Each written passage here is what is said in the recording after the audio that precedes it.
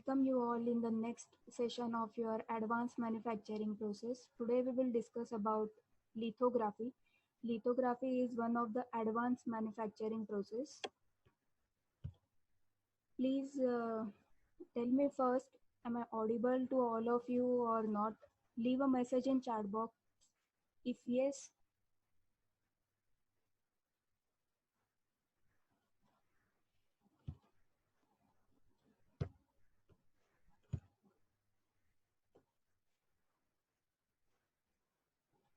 am I audible to all of you?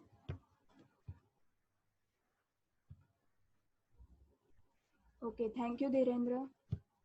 Now I will start session.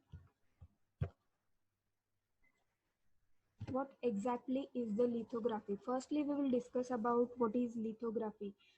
As I mentioned in this slide, lithography, this is the Greek word which is known as a printing is done on a stone. Printing is done on a stone. This lithography technique is developed in 1890, and one of the scientists, Alois, he had developed this lithography technique, and he had suggested this lithography technique for color printing process.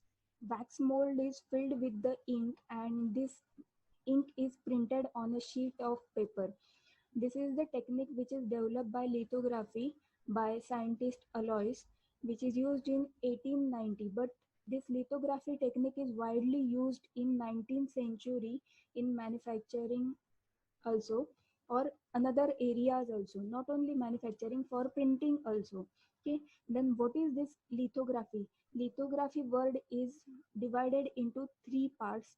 Photolithography. Photo means light, litho means stone, and graphy means printing. Means we are using light as a source and stone as your workpiece, and with the help of the light source we are doing printing on your stone. This is the photolithography. This is the basic concept of your lithography process. Now, what are the components in your photolithography? There are three main components of your photolithography: mask, then photoresist, UV exposed system. These are the three main elements of your photolithography process. Now we will discuss about these three parameters in details. Am I audible to all of you?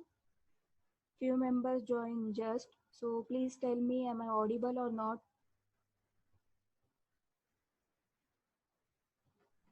Please leave a message in chat box.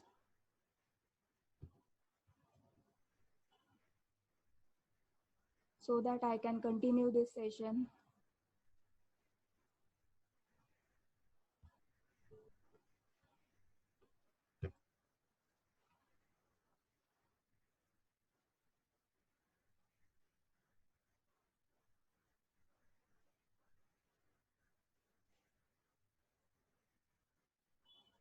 Am I audible to all of you? My voice is clear or not? Please leave a message in chat box.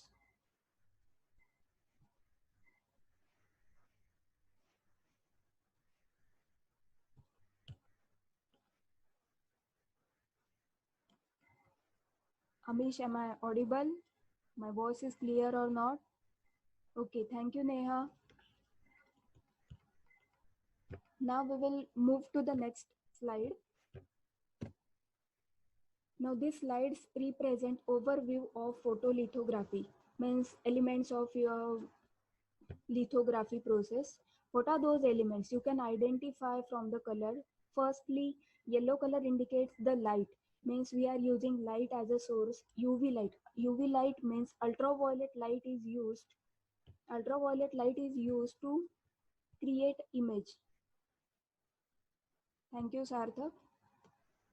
Ultraviolet light, we are using this as a source of your process, lithography process. Then second element is your reticle, which is known as a mask. Means this mask is an image which is printed over your wafer. Wafer is your workpiece, which is coated with the photoresist. Means wafer is the base element, or this is your workpiece which is coated with the photoresist content, and we have to create this mask which is created with the help of the computer. It is a computer generated image, means mask is your computer generated image, and we have to create this image over the wafer with the help of the yellow color light, means UV light. And what is the main purpose of using lens? Lens is kept between your mask and the wafer. Main function of a lens is for focusing purpose. We are using this lens to focus your ultraviolet light over the surface of your workpiece, which is known as a wafer. Okay, then this pattern is generated. You can identify over here, this pattern is generated over the wafer with the help of this system. This is your overview of photolithography process.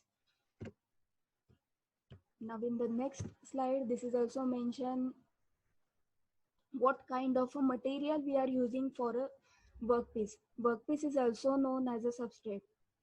Okay, then lithography process is the technique which is used to transfer the computer generated image. Computer generated image, that is your reticle, means mask. So we are using this computer generated image to create this image over which surface, workpiece surface, you can use silicon, glass, GASA. Okay, these are the base element workpiece which is used to create, or over this workpiece you can create a, or etching is done. Okay, then before this etching process we need to apply some kind of a layer, or thin film is applied over your substrate or the workpiece. So which kind of a thin film is applied over your surface is oxides or nitride layers are applied over your surface, workpiece surface, to create a proper image, to get a proper resolution of your image. So oxides and nitrides are useful to apply the thin layer of a film over the substrate. Then photolithography, as I told you in previous slide, in case of your photolithography, main source is ultraviolet light, which is used to create a or to generate image over your workpiece. But what is the main function? Another function of your ultraviolet light source. It is also used for various purpose. So ultraviolet light source is by far the most widely used lithography technique in the, means this lithography technique is also used in microelectronic fabrication, then electron beam and X-ray lithography. These are two other alternative which have attracted considerable attended in the MEMS and nanofabrication area. Means it is also used in MEMS and nanofabrication area. It is also used in, means photolithography process is used in your MEMS and nanofabrication area. Now there are total 9 steps of your lithography process. This is the flow chart of your lithography process. First step is silicon substrate. Here they have taken silicon as an example base element. Means silicon substrate means we have to select workpiece material. As I told you, we can select different kind of a substrate. Okay, so select workpiece material. After selection, depositing thin film layer.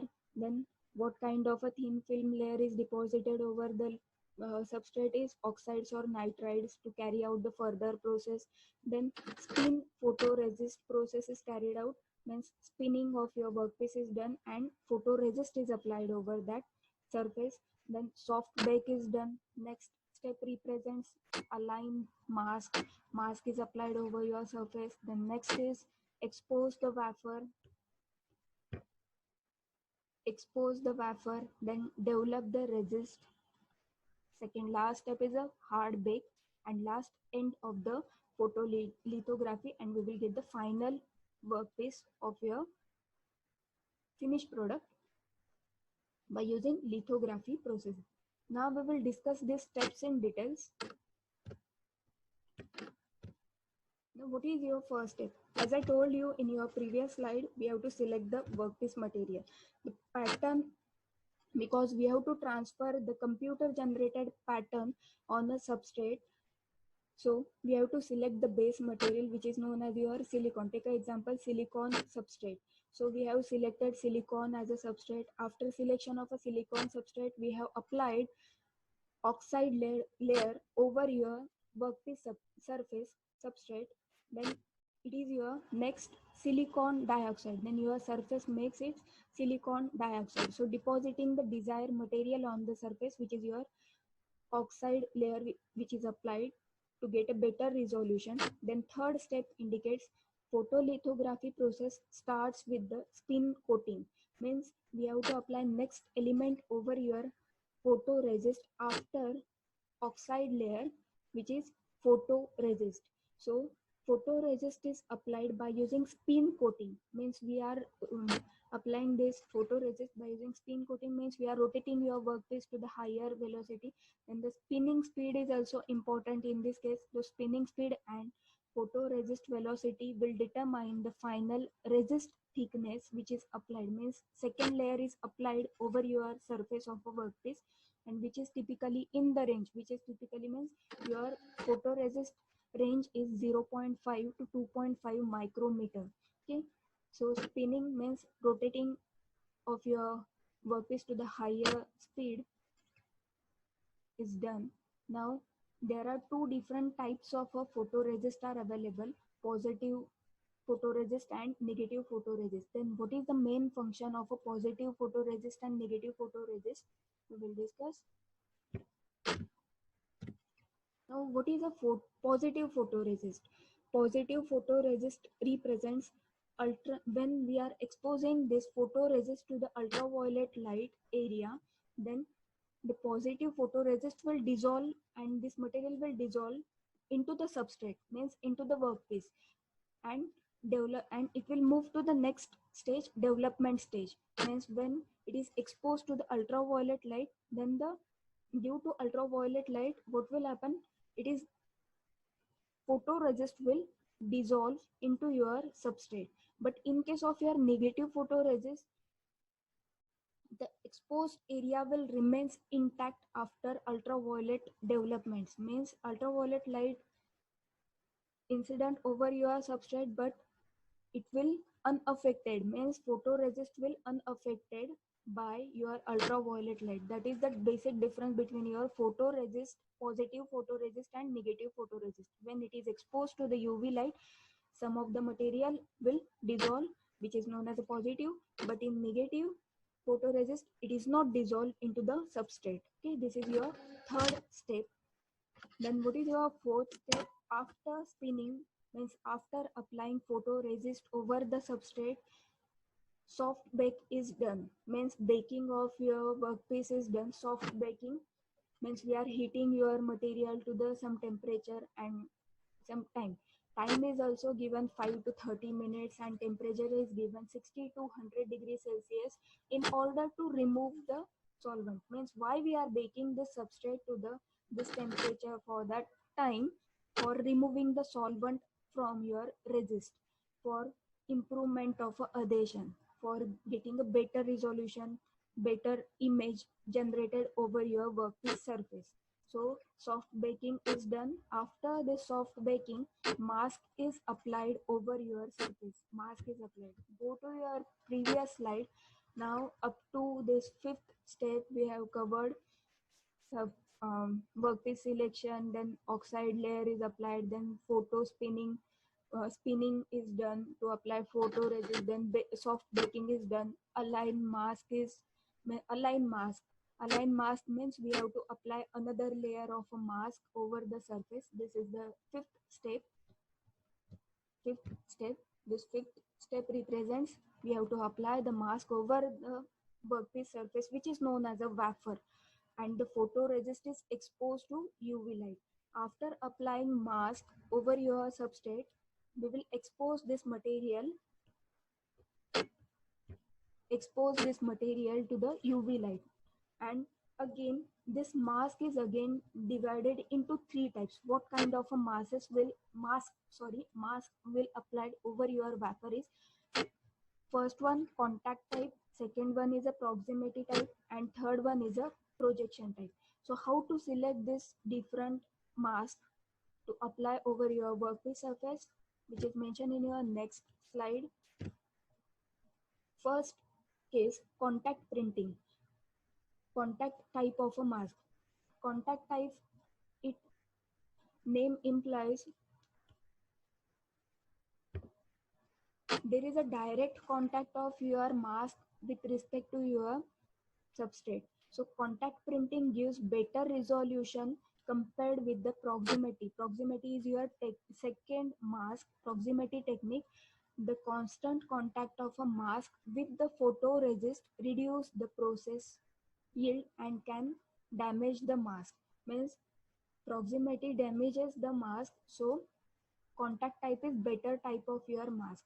Then projection printing uses a dual lens optical system to project the mask image onto a wafer, since only one die at a time can be exposed. This requires the step and repeat the system. Means it is a time consuming process, but it will give you the better resolution of your image over the wafer area. Projection printing is by far the most widely used system in microfabrication and can yield superior resolution. As I told you, it will give you the superior resolution as compared to the previous two methods. So most of the cases, projection type of mask is mostly used to create next layer. This is your selection of a mask. Now sixth step is we have to expose this layers, number of layers over your UV light or source. So, selection of that light source plays important role. Then parameters, what are the main parameters of that light source is mentioned in this point. To get a better resolution, the exposure source for photolithography depends on the resolution. High pressure mercury lamp is adequate to provide your ultraviolet light, so its parameters are also mentioned in the bracket. Then seventh step is after exposure, your photoresist develop your next process. Development will start when the light is incident over your surface. Then development or dissolution of your layers into the material will start. Dissolution means we have to create image which is generated by computer over your workpiece surface. Means it will start removing the material from some area, and some area it is unaffected. Okay, so after exposure to photoresist will start developing means development of your process will start. Eighth step, again after development of your photoresist, hard baking is done, and the time for hard baking is 20 to 30 minutes at 120 to 180 degrees Celsius for further improvement, for further improvement in your adhesion. So hard bake step concludes the photolithography sequence by creating the desired pattern on the surface. Means when we are carry out this hard baking process, because the development is also started, means the images started creating over the workpiece surface, then hard baking it improves the creation of your pattern over the surface. So this is your last step. Then the ninth step is the underlying thin film is etched. Means we are removing the underlying thin film and photoresist is stripped using the acetone. Acetone is the material which is used to remove the remaining material from your workpiece to get a proper pattern final finished product. Okay, this is your of your final step of your photolithography process.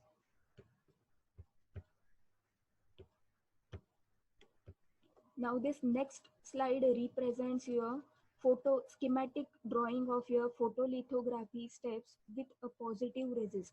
As I told you, there are two different types of resist, positive resist and negative photoresist. Positive resist will react into your workpiece surface where it is required, and negative when it is exposed to the UV light. But when we are using negative photoresist, it will not react to your workpiece when it is exposed to the light source. Now what this A figure indicates, oxide layer. Now this is your substrate, then oxide layer is applied over your substrate which represents silicon dioxide. Your complete element is known as a silicon dioxide. Now second step, what the second step represents, spin the photoresist and soft bake. Means in your second step, two steps are covered. After application of a oxide layer, spinning and photoresist. This is your photoresist is applied. Sorry, photoresist is applied over the oxide layer. Spinning is done plus soft baking is also done. Third step represents expose the photoresist. This photoresist is exposed to the UV light. This is arrow represents light, and photo mask is also applied um, in this step. Mask is also applied, means this area represents where we have to carry out the exact image. And okay, then it is exposed to the UV light. After exposure to the UV light, it will starts developing the photoresist, and hard bake is also done in this step. Now after doing the hard baking, you can identify some of the part is removed, means some of the material is removed and some of the material is remains at that position. So next step represent each the oxide layer. We have to remove this oxide layer from your workpiece surface by using acetone material, as I told you, and the strip the photoresist. This is your final product which we will get the after applying photolithography. You'll get the final finished product. This is your photolithography process by using positive photoresist. Okay. This is your complete photolithography process, which is your advanced manufacturing process. I hope you understood photolithography process today. If you have any doubt, please leave a message in chat box.